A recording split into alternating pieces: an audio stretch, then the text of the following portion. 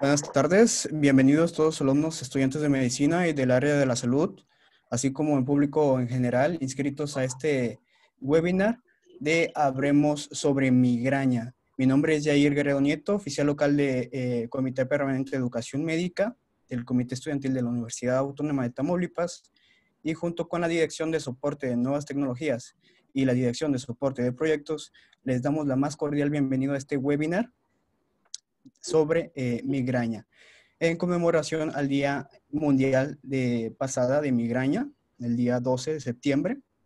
Y aprovecho para agradecer a todos los que nos estén visitando de otras universidades y comités permanentes.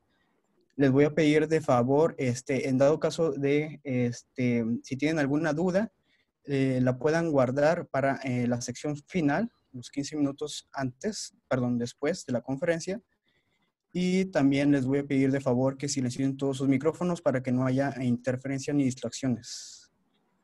Además, compartiremos con todos ustedes el link de post-evaluación al final de la conferencia, que es muy importante para nosotros que lo respondan, ya que así nos permitirá seguir ofreciendo conferencias y actividades para ustedes. También si nos pueden seguir en la página oficial de Facebook, de Instagram y de YouTube. A continuación, y antes de presentar a nuestro invitado ponente del día de hoy, les comentaré un poco del objetivo estratégico del presente webinar, que es mejorar el conocimiento de los estudiantes de medicina sobre las medidas de diagnóstico y tratamiento principalmente de la migraña, así como despertar entre la población en general la conciencia sobre el impacto negativo de esta en la salud y la importancia como problema de salud pública. Hoy se encuentra con nosotros un excelente neurólogo, el doctor Salvador Bouchán Suárez.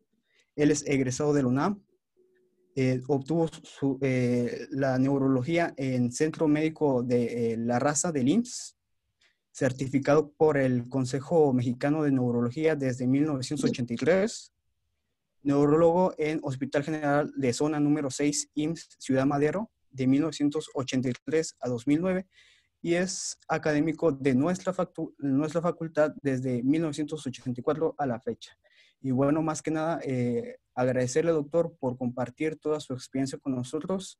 Le cedo la palabra. Adelante. Buenas noches a todos y muchas gracias por la invitación. No sabía que existiera este,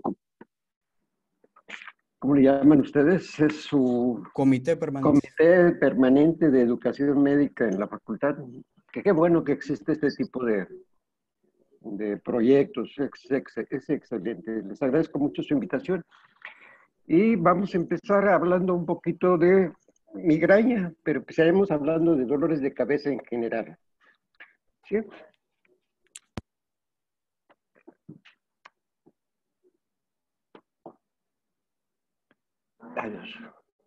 Bueno, en una población de 100,000 habitantes, hablemos en cualquier punto del mundo, más o menos el 80% de estas personas van a tener dolor de cabeza cuando menos una vez al año. Y 24,000 van a tomar analgésicos antiinflamatorios de manera regular, más o menos hasta dos semanas por mes. De estos 9,100 tienen generalmente un dolor muy intenso que puede incapacitarlos. Sin embargo, estos pacientes, estas personas generalmente no consultan al médico.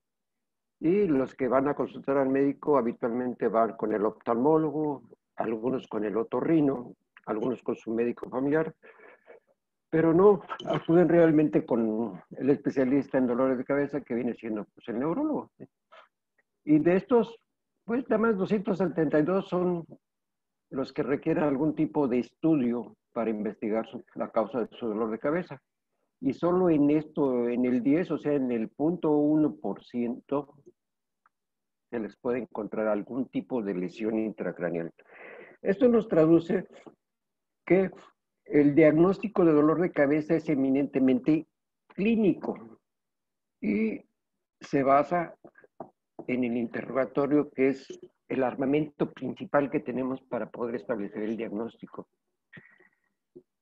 Después de hacer un interrogatorio minucioso en relación con las características del dolor, pues vamos a hacer una exploración física dirigida para tratar de identificar o encontrar algún tipo de dato que nos pueda orientar a que el paciente pueda tener algún tipo de patología subyacente responsable del dolor de cabeza.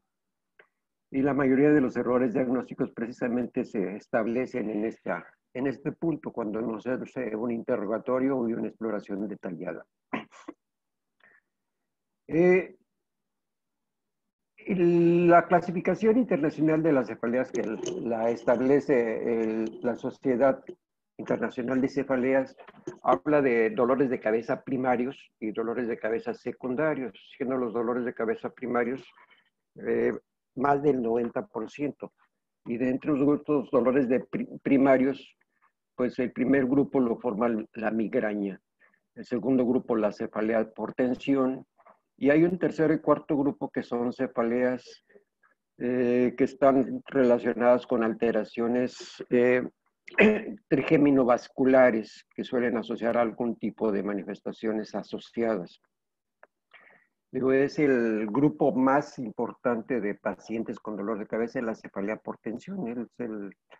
Se habla de que más o menos el 65% de la población general en hombres tiene dolores de cabeza de tipo tensional y en mujeres llega a ser hasta el 88%.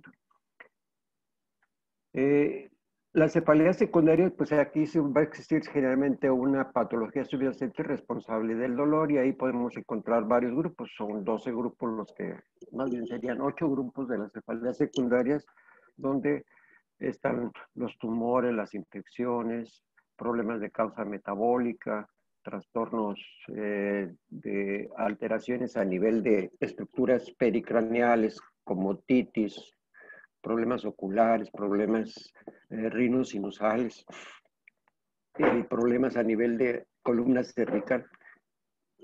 Creo que generalmente nos van a orientar en cuanto a la exploración física que tenemos hacia ese tipo de problemas, ¿sí? Entonces aquí hablamos de los dolores de cabeza primarios, le digo la cefalea por tensión es la más frecuente, se habla del 78% aproximadamente. La migraña ocupa del 16 al 20% en población general, es un problema también frecuente, pero no tan importante como la cefalea por tensión.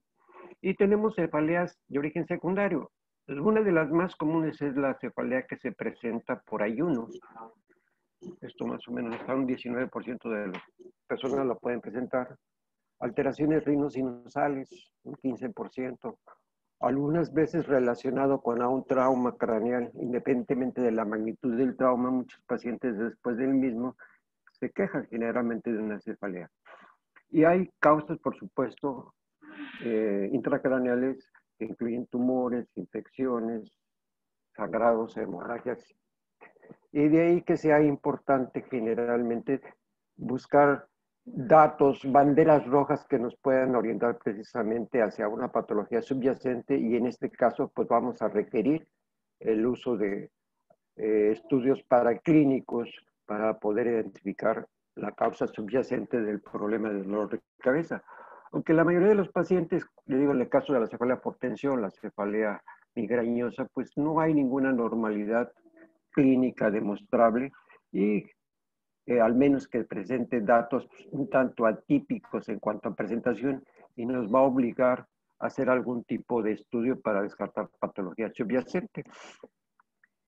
Y vemos en estudios de metaanálisis que la posibilidad de encontrar alguna alteración en pacientes migrañosos es sumamente baja, es menos del 0.2%. ¿Cuáles son los datos que nos orientan a pensar en alguna patología subyacente? Pues un dolor de cabeza, un paciente que nunca se ha quejado de dolor de cabeza y de repente tiene un dolor de cabeza importante, súbito. A veces hablamos de un dolor de cabeza de trueno. Ese tipo de pacientes necesariamente tienen que hacerse estudios para descartar una patología subyacente. En todo paciente que tenga dolor de cabeza después de los 50 años, es obligatorio hacerle estudios de imagen, sobre todo para descartar patología subyacente. Por supuesto, si existen signos sistémicos como fiebre, dolores musculares, pérdida de peso, pues hay que hacer estudios complementarios. tiene enfermedad sistémica como tumores o SIDA, definitivamente también hay que hacer estudios complementarios. O si tenemos un paciente con un dolor de cabeza ya crónico, ya sea episódico o continuo, y que tenga modificaciones en el patrón de presentación o que tenga manifestaciones asociadas, pues definitivamente también vamos a requerir hacer estudios clínicos, ¿sí? Lo mismo si hay cambios en su esfera cognitiva, hay cambios en su estado anímico, si hay datos que nos orienten a pensar alguna patología subyacente por un déficit neurológico focal o sensorial o visual, pues definitivamente es indicado hacer estudios de imagen generalmente. Les decía, en un estudio a largo plazo, estudiando pacientes exclusivamente migrañosos, y que muchas veces los pacientes migrañosos por las manifestaciones clínicas que tienen, puede uno sospechar alguna patología subyacente, sobre todo aquellos pacientes que se quejan generalmente del dolor de un lado de la cabeza, pero siempre del mismo lado, nos va a obligar a hacer estudios para descartar alguna patología responsable del dolor. Pero las posibilidades de encontrar alteraciones intracraneales son muy bajas, es menos del 0.2%. Ahora, hablando de las cefaleas primarias, hablaríamos inicialmente de la migraña. La migraña, como ustedes saben, la clasifican en varios grupos, pero las más comunes va a ser la migraña común o migraña sin aura y la migraña clásica o migraña con aura.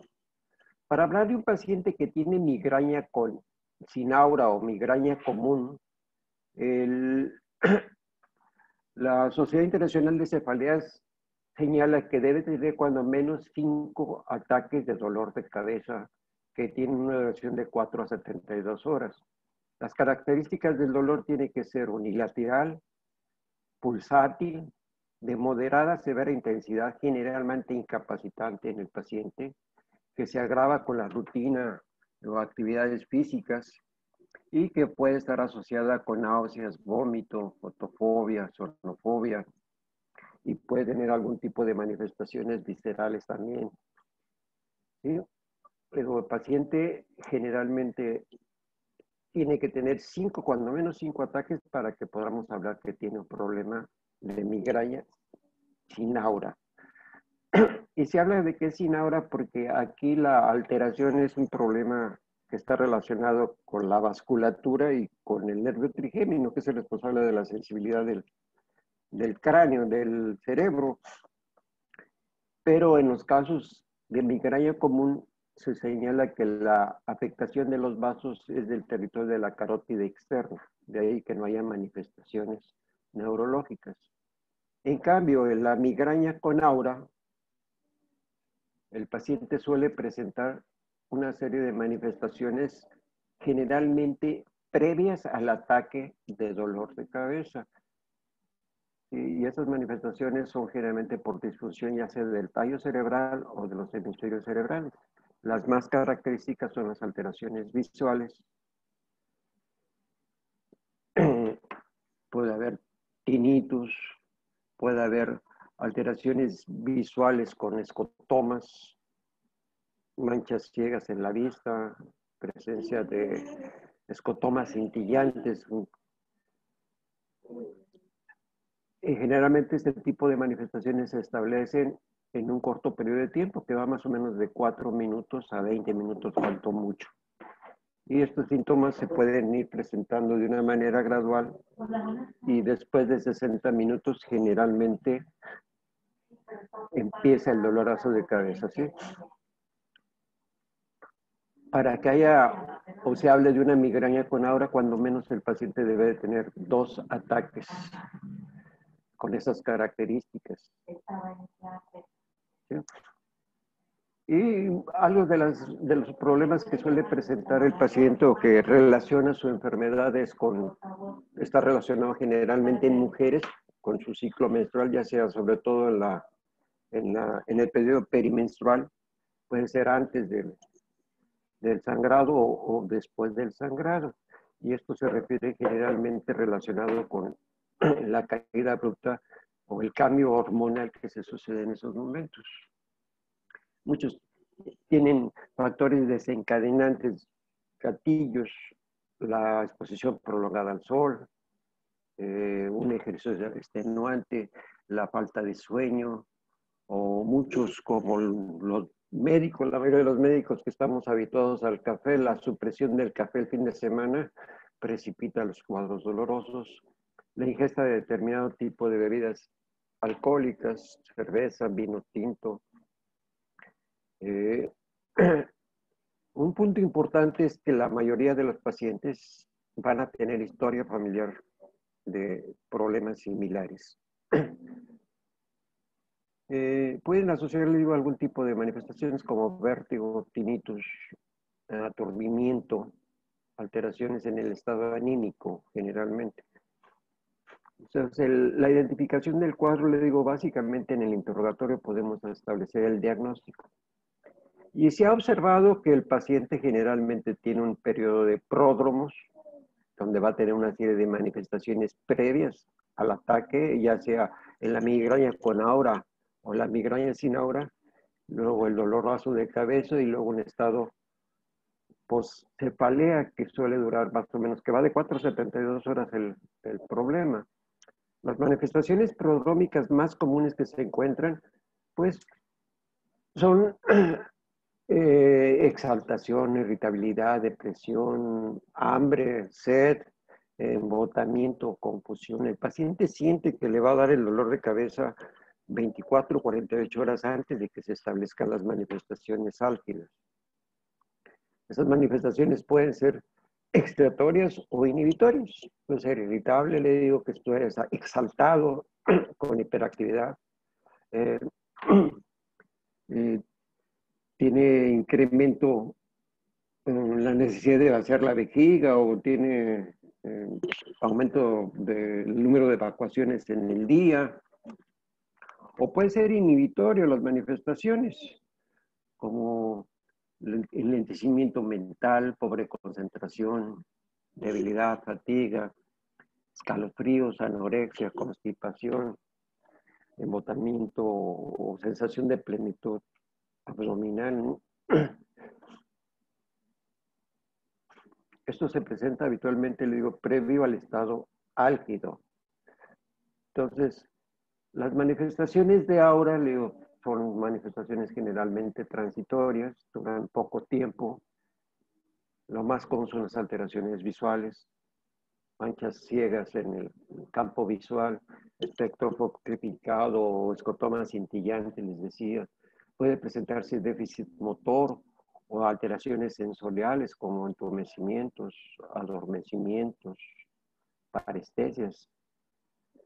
Y una de los más aparatosos es la que afecta el territorio de la vértebra basilar, donde el paciente dicen que está como en el país de las maravillas, de Alicia en el País de las Maravillas, en la cual tiene una serie de manifestaciones muy abigarradas. Puede haber parálisis oculomotora.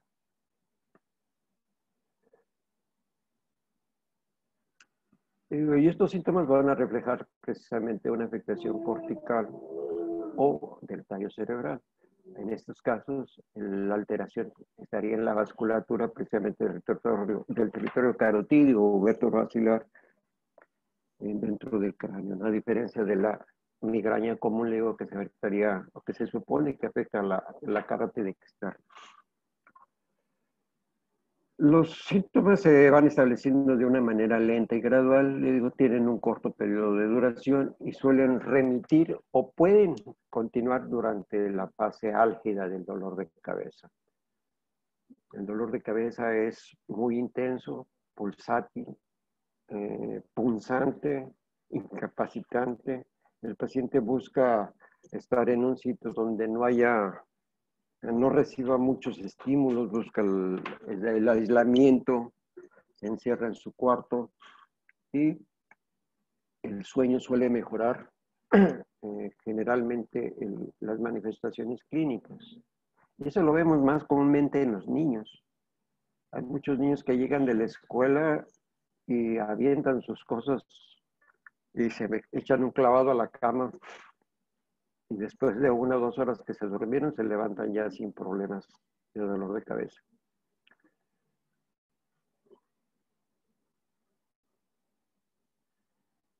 Después del dolor de cabeza, el paciente puede quedar con algunos cambios en el estado anímico, fatigado, con dolores musculares, inapetente.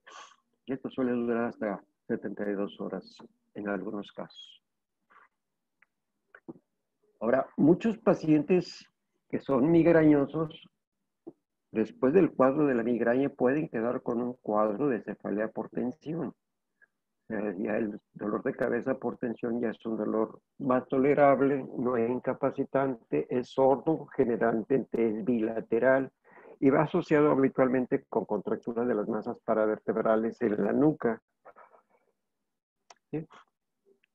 Ahora, muchos de los pacientes que tienen cefalea por tensión, pues también pueden tener problemas de migraña. O sea, pueden estar combinados ambas alteraciones. Les decía, del problema de la cefalea por tensión, que es la más común, la más frecuente, es generalmente puede ser episódica, o sea, presentarse en forma de brotes de corta duración, que generalmente pueden ser desde 30 minutos hasta 7 días y luego remitir y luego volverse a presentar, o puede ser crónica, puede ser continua, todo el tiempo andar paciente con el dolor de cabeza. ¿Sí? Es una cefalea no incapacitante, es es como si tuviera una opresión sobre epicraneal, es más común localizada en las regiones bitemporales, no es pulsátil, no se aumenta con la actividad física. De hecho, muchos pacientes con cefalea por tensión, pues durante la rutina que están haciendo, su trabajo que están llevando a cabo, recibe con factor de distracción y ahí no presentan el dolor, pero ya después de que pasan de mantenerse ocupados, digamos, ahí vuelve otra vez el dolorazo de cabeza, ¿no? Es raro que asocien náuseas, fotofobia o fonofobia, aunque puede haber alguno de estos datos de manera incidental. No hay pródromos, por supuesto. El dolor es de moderado a severo, nunca es incapacitante y muchas veces está asociado con contracción de las masas paravertebrales. Ahora, muchos pacientes que tienen migraña puede hacerse un problema crónico, o sea, un problema, un estatus migrañoso, digamos, en el cual el paciente está presentando dolores de cabeza con las características migrañosas de una manera muy continua. Se habla que esto sucede cuando el paciente tiene más de 15 días al mes con dolores de cabeza. ¿Sí? Los dolores pues tienen las características de la migraña, o sea, aumentan en frecuencia. A veces está relacionado con situaciones de carácter afectivo, es un factor precipitante o desencadenante muchas veces. Un dolor de cabeza que debemos tomar en cuenta también es la cefalea en racimos o clúster. Esta es una dolor de cabeza menos frecuente, es poco común, es más común en hombres entre los 20 y los 30 años, tiene una predisposición genética. A diferencia de lo que sucede con el paciente migrañoso, estos pacientes tienen un dolor de cabeza que es demasiado severo, demasiado intenso. Dicen que es un dolor de cabeza como si tuviera dolor de parto y dolor de una litiasis renal, o sea que es un dolor insoportable. Es causa de suicidios. El paciente anda como león enjaulado, ¿no? De un lado para otro. El dolor es unilateral, está localizado en la región periorbitaria y en la región temporal. Son descargas de dolor o ráfagas de dolor que duran más o menos unos minutos, de 15 minutos a 1 hora y media, o 2 horas, o 3 horas, pero se está presentando de una manera continua y va a ir asociado con manifestaciones que afectan el simpático cervical. Hay inyección conjuntival, lagrimación, rinorrea, hay edema palpebral, hay miosis, tosis, ¿sí? O sea, es un síndrome de Horner asociado. Este tipo de pacientes requieren un tratamiento muy parecido al tratamiento abortivo para migraña. Es como los tratamos regularmente.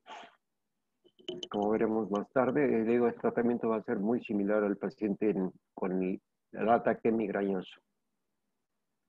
Algo que no debemos de olvidar también es que hay problemas neurológicos que se presentan en forma de crisis, de ataques.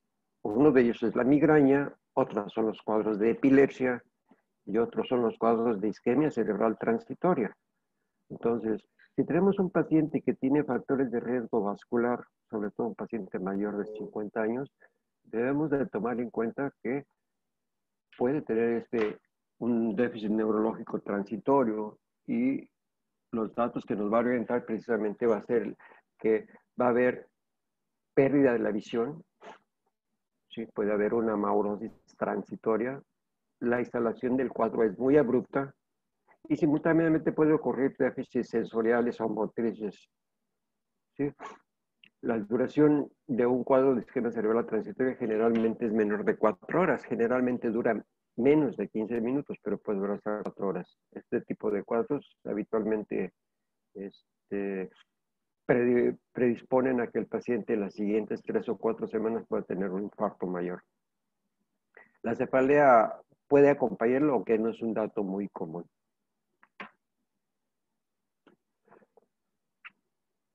Ok, vemos algunas de las prevalencias en diferentes países. Digo, en México no hay estudios de prevalencia, pero vemos que hay un promedio más o menos que va del 10 al 20% en los diferentes países, en los diferentes estudios. Y pues aquí podemos apreciar que es una enfermedad que afecta mucho más a las mujeres, ¿sí?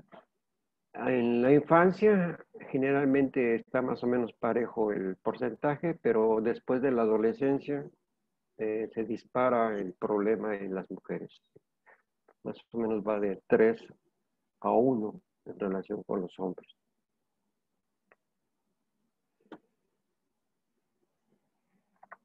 Y a pesar de que es un problema serio y es un problema molesto e incapacitante, como ustedes pueden ver, no todas las personas acuden con el médico, ¿no? O sea, la tercera parte no consulta. Y el 21% pues consultan alguna vez, pero abandonan la consulta.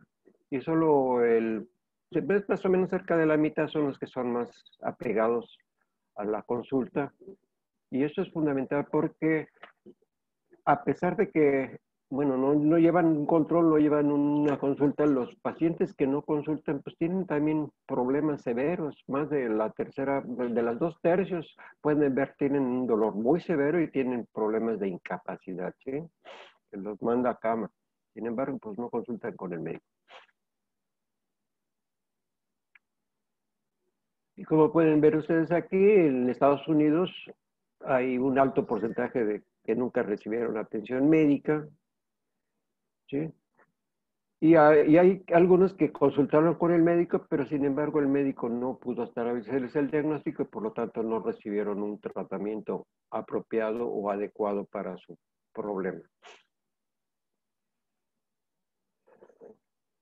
Esta se puede estar asociada con algún tipo de patologías, como pueden ver ustedes. Puede estar asociada con problemas de epilepsia. Quien habla a veces de epilepsia migraña, ¿no? Es muy común que el paciente epiléptico, sobre todo aquel que tiene crisis tónico-clónico generalizadas, después de la crisis quede con un dolor de cabeza importante, muy parecido a un cuadro migrañoso. Las mujeres está asociado con problemas de infarto, sobre todo aquellas mujeres que usaron anovulatorios o que son fumadoras crónicas o que tienen factores de riesgo heterogénico. Es muy común encontrar pequeñas lesiones cerebrales en los estudios de imagen. Puede estar asociado con síndrome de Raynaud, con problemas de Alzheimer y con problemas de índole psiquiátrico, ¿no? Depresión, trastornos de ansiedad, problemas o ataques de pánico. Está muy relacionado también.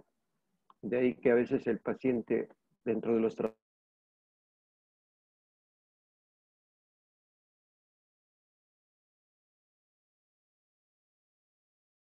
tratamientos preventivos se presumen como preventivo y para control también del estado anímico. Ya no. ¿Ya se fijó esto? No. A ver.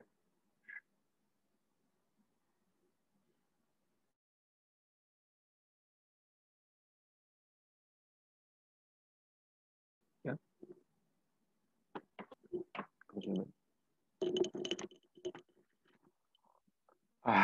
Ok. Me pasé.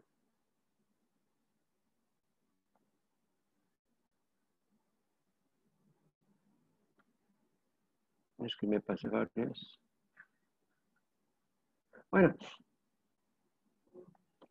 para establecer un tratamiento apropiado podemos hacer el diagnóstico. Le digo, el diagnóstico en realidad es un diagnóstico eminentemente clínico, no se requiere ningún tipo de estudio en particular.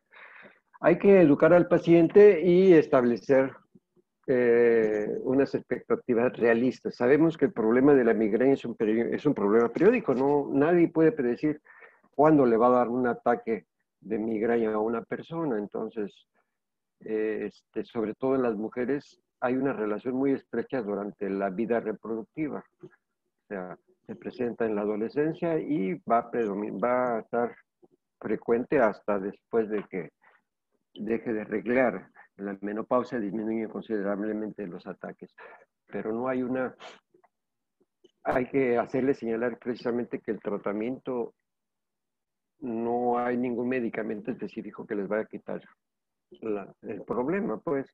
Entonces van a requerir un tratamiento abortivo para quitar los cuadros cuando se presente y de acuerdo a características de los cuadros y de acuerdo a la frecuencia de los mismos, veremos si hay necesidad de establecer un tratamiento de carácter preventivo. Y eso incluye una educación al paciente. Pues, o sea, el paciente puede identificar muchas veces los factores desencadenantes responsables de esos cuadros. ¿Sí? Si tenemos a un paciente que tiene cuadros relacionados con actividad física intensa o con una exposición prolongada al sol o con la actividad sexual, podemos decirle que antes de que te haga ese tipo de actividades se pueda tomar algún medicamento que pueda prevenir el cuadro. Puede ser dihidroergotamina, de manera preventiva se lo toma y eso puede evitar que no se precipite el cuadro. Entonces, básicamente, educación del paciente. Y hay que hablar con el paciente en relación con el tipo de medicamento para ver si es aceptable por él.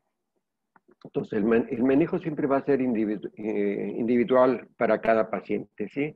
Y va a depender, le digo, de la frecuencia de los ataques y la severidad de los mismos, si hay alteraciones que lo incapaciten, si están con síntomas asociados, si está tomando algún otro tipo de medicamento por alguna patología asociada, pues entonces también tenemos que ver qué tipo de medicamento es el más idóneo para este tipo de paciente.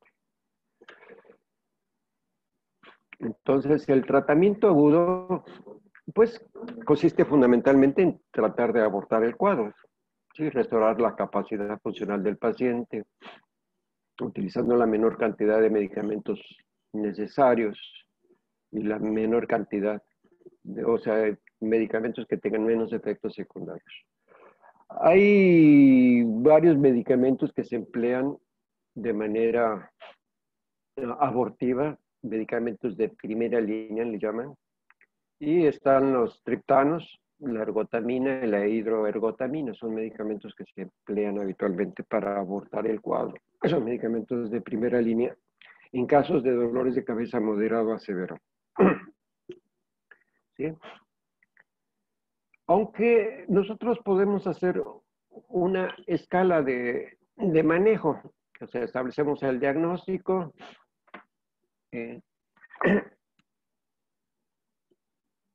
establecemos el manejo, vemos el problema de incapacidad, educamos al paciente y empezamos con un manejo de ataque, de acuerdo a la severidad y el grado de discapacidad. Entonces, podemos empezar con medicamentos de acuerdo, si el paciente no presenta náusea, no presenta vómito, podemos darle tratamiento oral. Pero si el paciente presenta náusea y vómito, tenemos que pensar en otra alternativa para administrar los medicamentos para abordar el cuadro agudo. ¿Sí?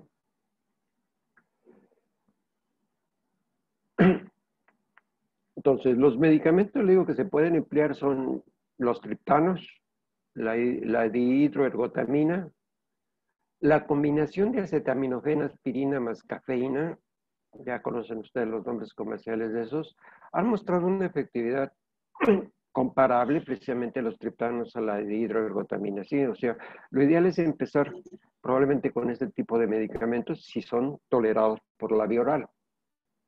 ¿Ok?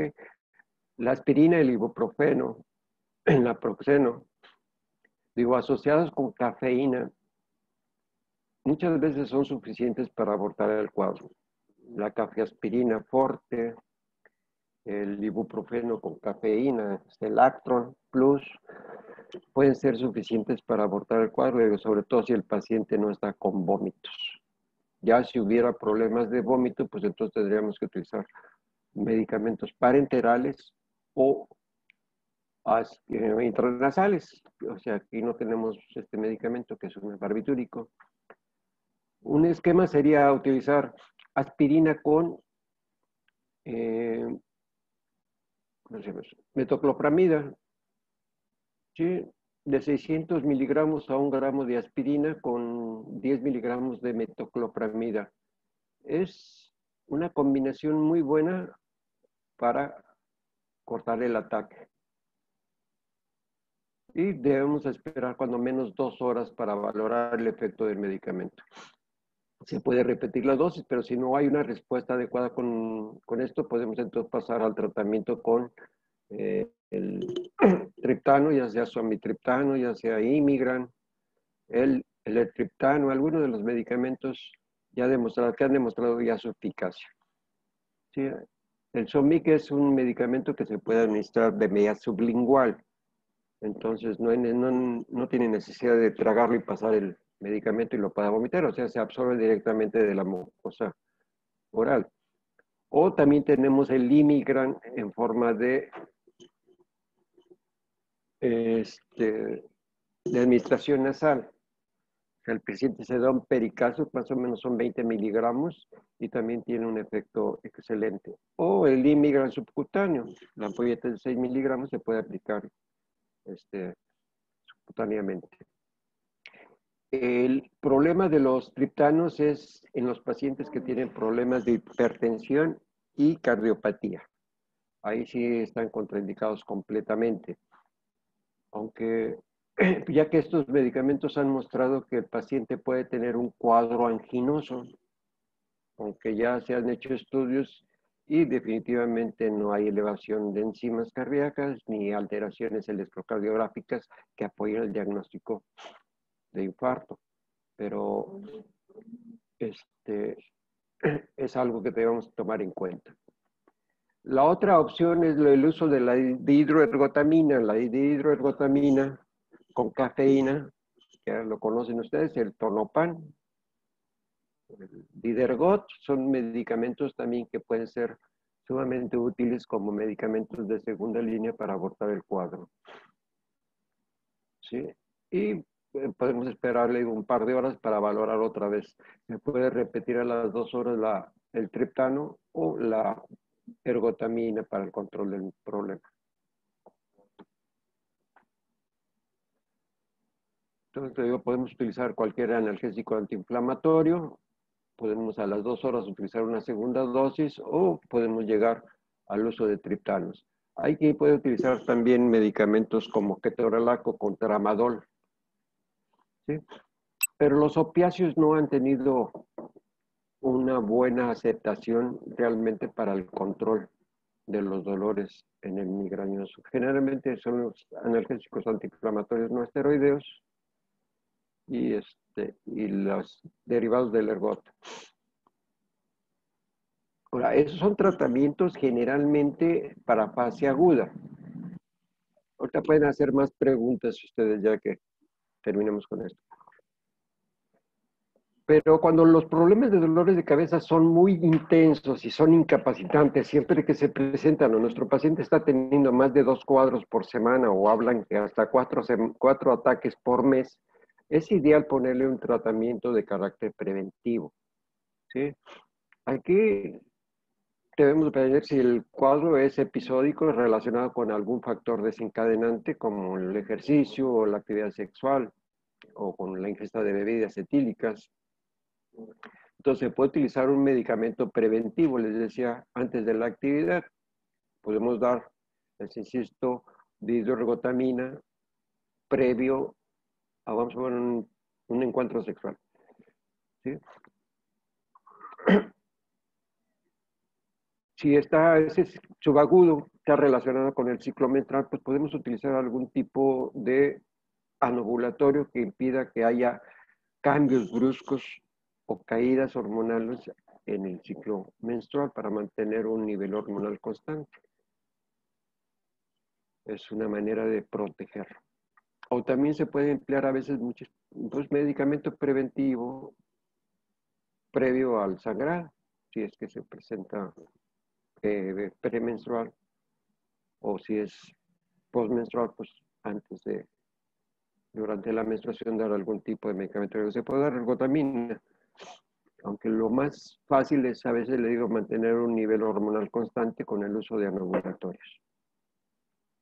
En el caso que el problema sea crónico, pues definitivamente tenemos que utilizar ya medicamentos definitivamente de una manera continuada. De estos medicamentos que se emplean de manera preventiva tenemos varios grupos. Tenemos medicamentos calcio antagonistas. De los calcio antagonistas, la plunaricina es de 5 miligramos diario por la noche, es uno de los medicamentos que se ha empleado. De los anticonvulsivantes,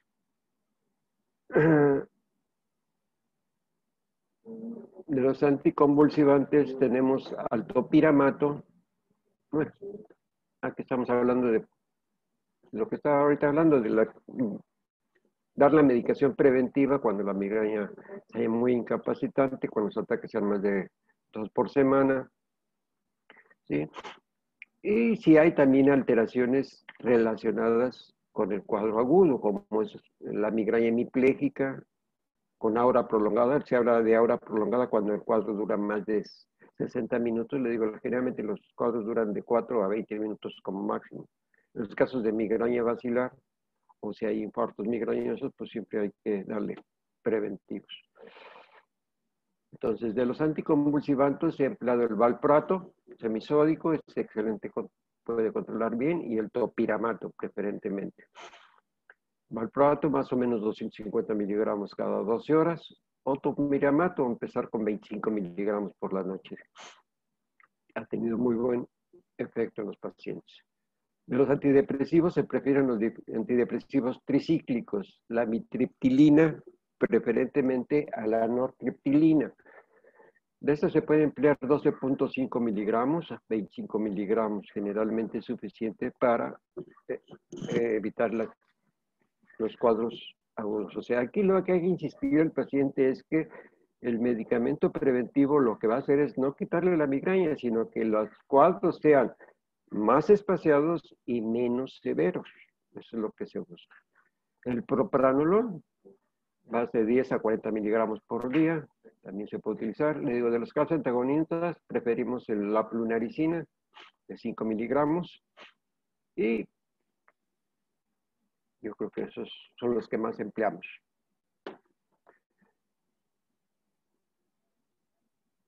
Entonces, lo que se busca es esto, reducir la frecuencia de los ataques, la severidad, la duración de los ataques y mejorar precisamente también el tratamiento abortivo.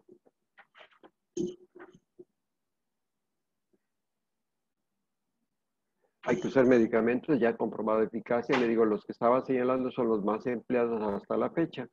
Ahora, hay nuevas alternativas de tratamiento. Tenemos ya desde hace 10 años aproximadamente la aplicación de toxina botulínica sobre masas musculares epicraneales. No se conoce bien el mecanismo de acción que tiene la toxina botulínica, pero disminuye hasta un 60% la frecuencia de los ataques en las personas a las cuales se les ha aplicado. Y hace 3 años empezaron a salir los anticuerpos monoclonales. Estos son la administración subcutánea, el Erumab, Erenumab. Es uno de los que se han estado empleando con excelentes resultados. Sí, se aplica mensualmente la inyección subcutánea y han estado teniendo muy buenos beneficios en los pacientes.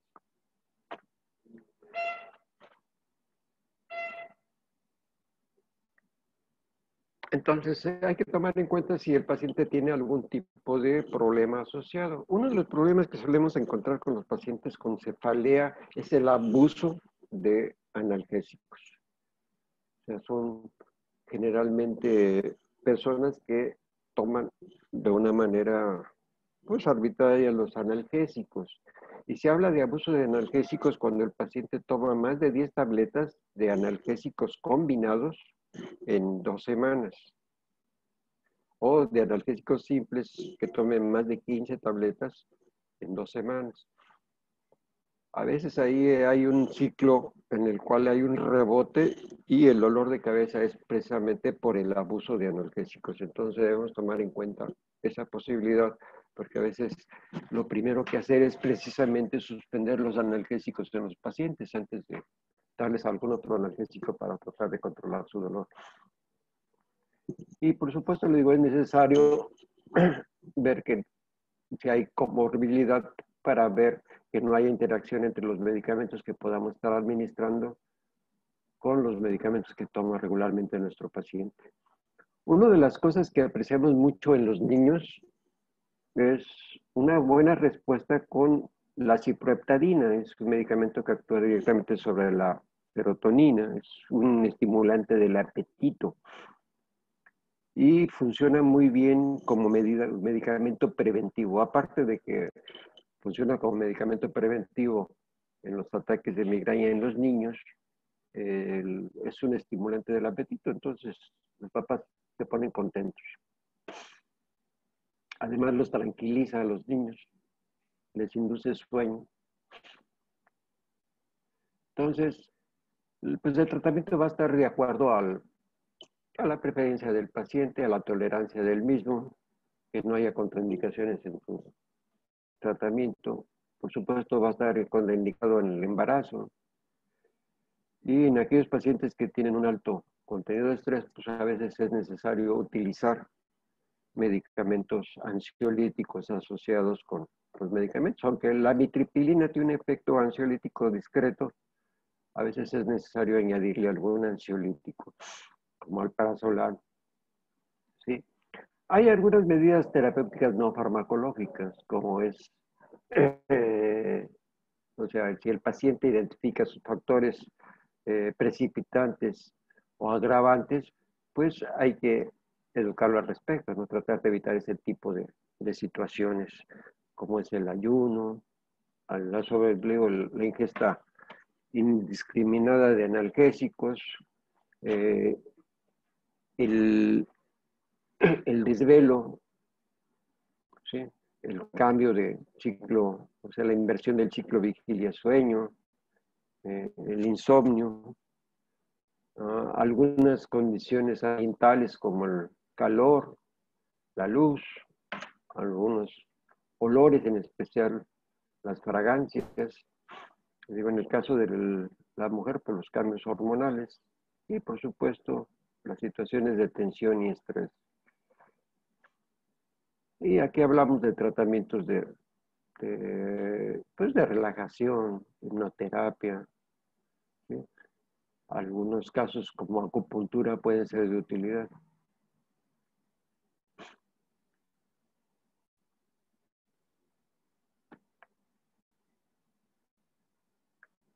Entonces, siempre hay que hablar con el paciente, incluirlo en el plan de tratamiento, o sea, hacerle ver cuál es su tipo de problema y cómo puede ser manejado, cómo puede llevar su manejo de una manera regular, ¿sí? Y eso va a ser fundamental para que el paciente pueda llevar un control aceptable. Sí, hay que señalarle que la migraña tiene un curso impredecible, los ataques pueden ocurrir en cualquier momento, entonces debe estar preparado precisamente con, con esas ideas, ¿no?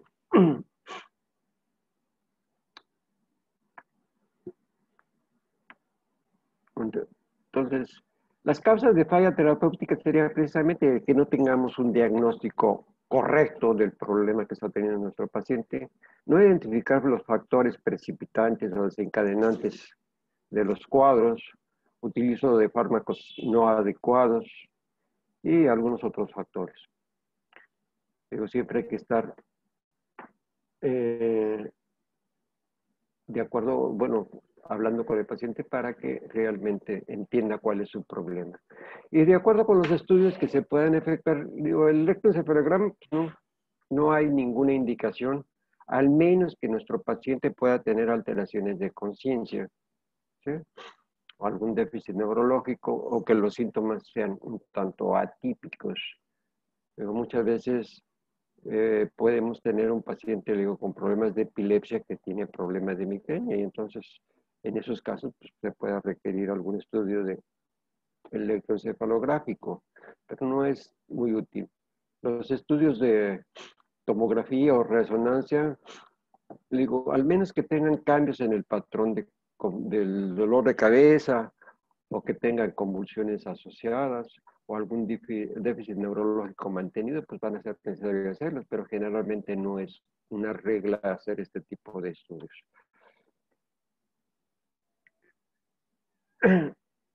Están indicados algunas, bueno, los estudios de imagen, pues cuando estamos sospechando patología cerebrovascular, infecciones, tumores. Eso definitivamente, pero siempre vamos a tener banderas rojas, datos que nos van a orientar precisamente a que el paciente tenga algún problema asociado. Y la punción lumbar, pues está indicada en el dolor de cabeza en forma de trueno, le llaman thunderclap. Porque el dolor de cabeza en trueno puede estar asociada con una hemorragia subaracnoidea. A veces el paciente que va a presentar o que tiene una hemorragia subaracnoidea empieza con hemorragias centinelas, le llama uno, y la manifestación generalmente va a ser precisamente un dolor de cabeza como nunca había tenido en su vida, ¿no? Si hay un dolor de cabeza progresivo, si está asociado con fiebre, pues tenemos que pensar en proceso infeccioso o neuroinfección y tenemos que hacer estudio para tratar de identificar el bicho responsable del problema, para el tratamiento apropiado. Y también puede ser porque esté alta la presión intracraneal. Entonces ahí pues, primero tenemos que hacer una revisión del paciente, incluye ver el fondo de ojo y ya sabemos que dolor de cabeza, papiledema y vómitos es igual a hipertensión intracraneal. Entonces ahí tenemos que tener para hacer el estudio de la función. Pero a veces puede estar baja la presión intracraneal, eso sobre todo en pacientes que tienen problemas de derivaciones ventrículo-peritoneales y eso provoca mucho dolor. O en el paciente que le hicieron una punción lumbar para hacerles un bloqueo peridural, puede tener una fístula dural y entonces al estarse fugando el líquido, el cerebro se asienta directamente sobre la base del cráneo y cualquier movimiento de cabeza le condiciona un dolorazo severo, generalmente asociado también con problemas de vértigo intenso. Pero ahí hay datos, le digo, siempre que nos van a estar orientando precisamente a que haya alguna patología subyacente.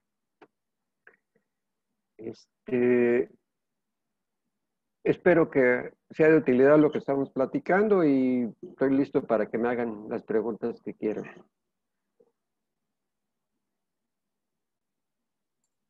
Sí, si tienen alguna pregunta, pueden desactivar su micrófono directamente o lo pueden escribir en el chat y yo se los hago llegar al doctor.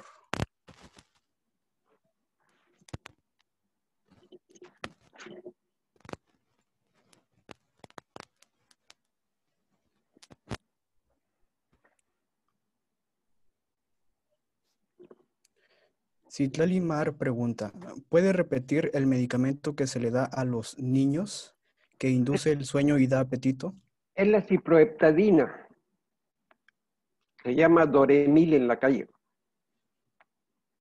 Comercial, nombre comercial. Ese nombre comercial es Doremil.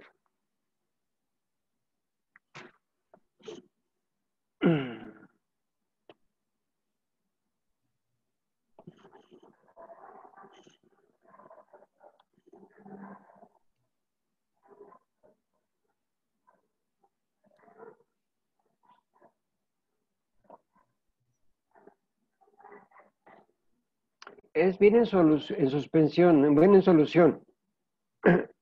Viene en solución. Generalmente 5 mililitros o 30 miligramos, más o menos es la dosis que se le da a un niño mayor de 4 años. Digo, habitualmente hay que darlo por la noche porque les induce sueño.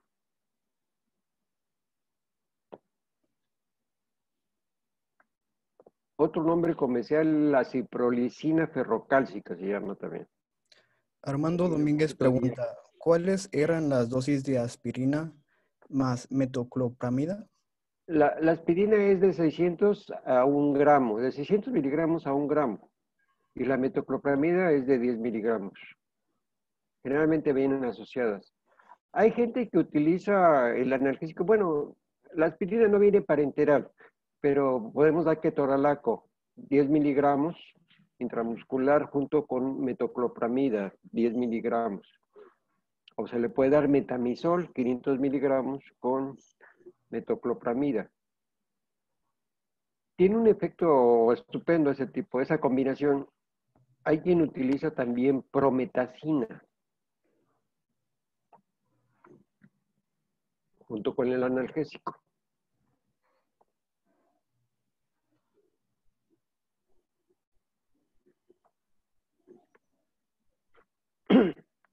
Una de las cosas que he observado también es el hecho de que nosotros, el paciente tiene el dolorazo de cabeza de un lado de la cabeza, ¿no? Es una hemicrania, ¿sí? Entonces, si tenemos xilocaína en spray, podemos dar un disparo en la arcada dentaria por dentro del carrillo, ¿sí? Sobre la mucosa, donde terminan los dientes, pues, se puede absorber muy bien de ahí y puede calmar un tanto de las manifestaciones, de una manera transitoria. ¿Alguna otra pregunta?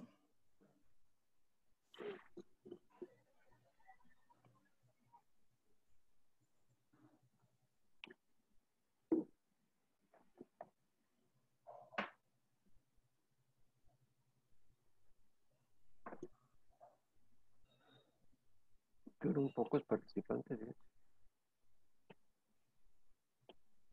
¿No?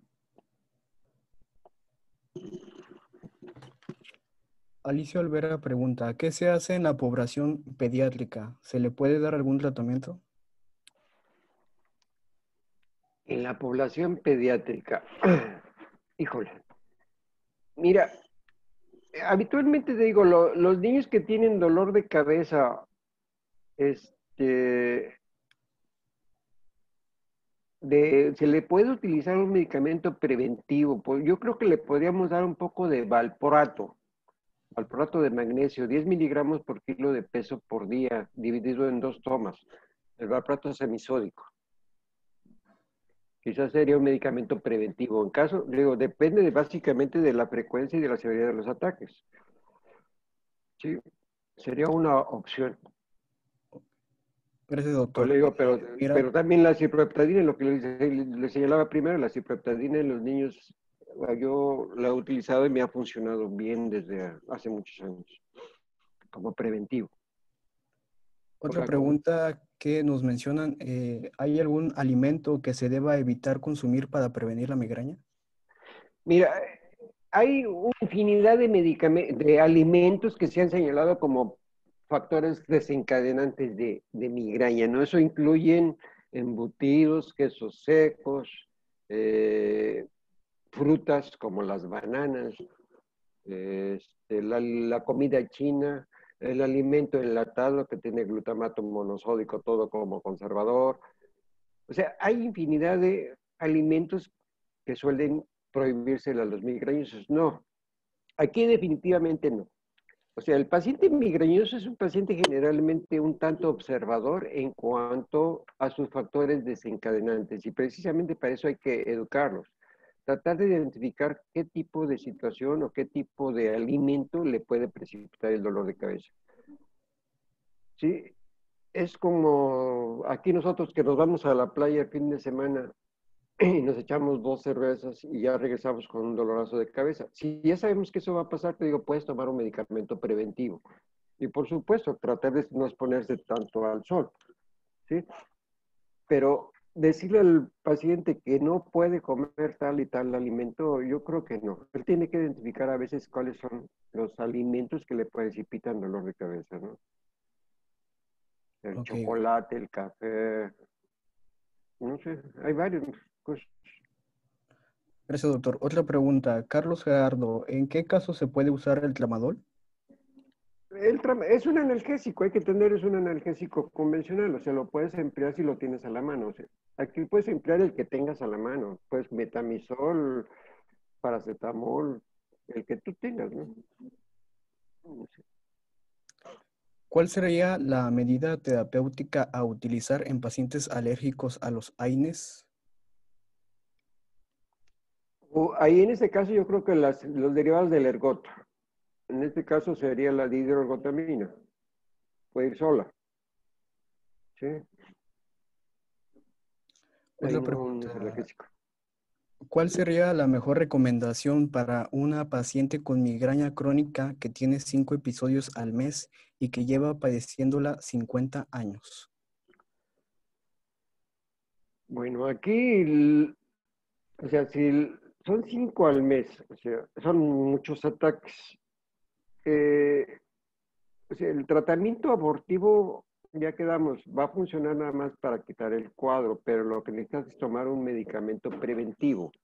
Aquí habría que seleccionar algunos de los medicamentos que les hemos señalado. Yo me inclinaría para ese tipo de pacientes quizás por los derivados tricíclicos, nortriptilina o amitriptilina. 10 miligramos de nortriptilina o 25 miligramos de amitriptilina diario por la noche como medida preventiva. Y valorar la utilidad del mismo, pues si está teniendo 5 ataques en un mes, yo creo que en 2 semanas podemos valorar ya la respuesta porque lo que se busca precisamente es que disminuya la intensidad, la severidad y la frecuencia de los ataques. Entonces, en 2 semanas podemos observar que es más o menos 10 días lo que tarda en tener su efecto máximo el antidepresivo. Y ya para 2 semanas podemos valorar si en realidad le está funcionando o no le está funcionando. Digo, se puede utilizar ese. Y pues habría que ver también si no tiene algún problema comórbido, ¿no? No hay problemas asociados, sobre todo en la esfera anímica, que estén precipitando los cuadros. A lo mejor hay problemas familiares o problemas económicos, o veto a saber, ¿no? Alguna cosa que favorezca también ese tipo de alteración tan frecuente. Jire Ramírez pregunta, ¿qué interacciones medicamentosas hay que tomar en cuenta en pacientes con enfermedades crónicas u otra comorbilidad? Va a depender básicamente de la enfermedad que se tenga, ¿no? O sea, ya sabes que no debemos hacer algún tipo de combinaciones de medicamentos. Entonces, hablamos de enfermedades crónicas, pero puede ser diabetes. En el paciente diabético no hay ninguna contraindicación, al menos que tenga problemas de nefropatía ya. Entonces sí tendríamos que tener un poco de cuidado, porque puede ser hipertenso y entonces sí tendríamos que tener un poquito de cuidado con el uso de los medicamentos. Pero depende básicamente del tipo de enfermedad que esté presentando y de los medicamentos que él tome. Porque si tú tienes un paciente hipertenso que tiene problemas de migraña, ese paciente, en primer lugar, no puedes darle algún medicamento como triptanos, definitivamente, que tiene un problema más serio. Y como medida preventiva puedes utilizar un beta bloqueador que puede ayudar al control de su presión arterial. Jania Gutiérrez pregunta, ¿cuáles son las causas más frecuentes de migraña en pediátricos? No hay causas, o sea, la migraña es una patología que tiene un componente genético. Digo, no hay una causa. O sea, se favorece por situaciones afectivas generalmente o bajo algunas situaciones que pueden precipitar los cuadros, pero no hay una causa, no se encuentra alguna causa. Si se habla de una inflamación del territorio vascular con hipersensibilidad del nervio trigémino, ¿no? Pero no hay una causa específica. Carlos Gerardo pregunta, ¿qué recomienda para un paciente con hipertensión, migraña y trastorno bipolar? Ok. Pues ahí tendríamos que utilizar generalmente es un antidepresivo y un antipsicótico, ¿no? O sea, que podemos utilizar quetiapina, cloxapina, risperidona como ansiolítico y tranquilizante y un antidepresivo. Digo, de los antidepresivos tricíclicos son los que han mostrado mejor beneficio en el control de migraña. Se han utilizado los inhibidores selectivos de la captura de serotonina y de noradrenalina, pero no han tenido los mismos beneficios que los tricíclicos. Entonces yo creo que podría ser nortriptilina o amitriptilina con algún antitranquilizante mayor. Hay combinaciones en el mercado que tienen perfenacina y tienen nortriptilina. El Motival es uno. O hay amitriptilina con perfenacina. El Adepsique es otro que se puede emplear en ese tipo de pacientes con trastornos bipolares.